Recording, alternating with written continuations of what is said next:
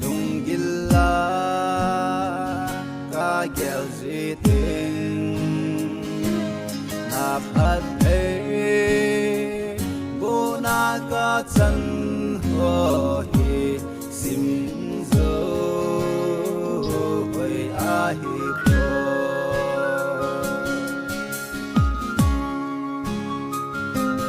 kahin nan kahin soyane koto le happy nadim adon so ton so in namin ping lo bi hen na tha